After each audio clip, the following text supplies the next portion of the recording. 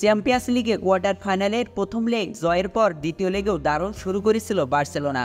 12 মিনিটে রাফিনহোর গোলের পর মনে হচ্ছিল পিএসজির উপর আরও চেপে বসবে তারা, কিন্তু ম্যাচের 29তম মিনিটে রোনাল্ড আরাভো লাল কার্ড দেখে মাঠ ছাড়ার পরই ম্যাচের নিয়ন্ত্রণ পুরোপুরি হারায় তারা।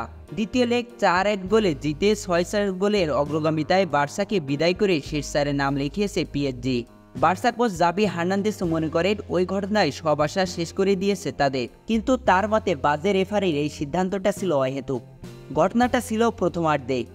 ম্যাচের 29তম মিনিটে বারকোলা বল নিয়ে বার্সার বক্সে ঢুকতে চেষ্টা করেছিলেন। তার সামনে ছিলেন শুধু টের স্টেগেন। বক্সে ঢোকার আগ মুহূর্তে পেছন থেকে ধরে ফেলে দেন আরাউভো। এই ফাউলে শাস্তি হিসেবে সরাসরি লাল কার্ড দেখেন তিনি। 10 জন হয়ে যেন ম্যাচ থেকে ছিটকে যায় বার্সেলোনা। তারপর ত্রাস ছড়ায় পিএসজি। ম্যাচের পর জাভি মুভিস্টারকে আক্ষেপ করে বলেছেন, এটা লজ্জার। শুধুমাত্র রেফারির সিদ্ধান্তে পুরো মৌসুমের কঠোর পরিশ্রম এখানেই শেষ হলো। এই সিদ্ধান্তটা ছিল অহেতুক। অবস্থায় এমন দাঁড়ায় যে খোদ জাভিও নিজেকে নিয়ন্ত্রণ রাখতে পারেননি।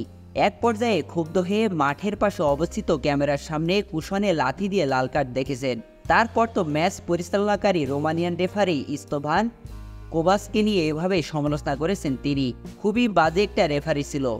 আমি তাকে বলেছি যে সে ম্যাচ বুঝে না। আরাভোর লাল কার্ড ম্যাচে ভালো মতো প্রভাব ফেলেছিল। তখন নিরুপায় হয়ে রক্ষণ শক্তিশালী করতে 16 বছর বয়সী উইঙ্গার লামিন ইয়ামালকে তুলে নেন জাভি, যার মাধ্যমে প্রথম গোলটি তৈরি হয়েছিল।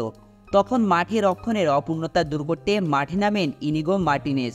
ম্যাচের পর ক্ষোভ প্রকাশ করে জাভি বলেছেন, আমরা ভীষণ ক্ষুব্ধ হয়েছি বিষয়টাতে, কারণ এই লাল কার্ডই সব কিছু নির্ধারণ করে দিয়েছে।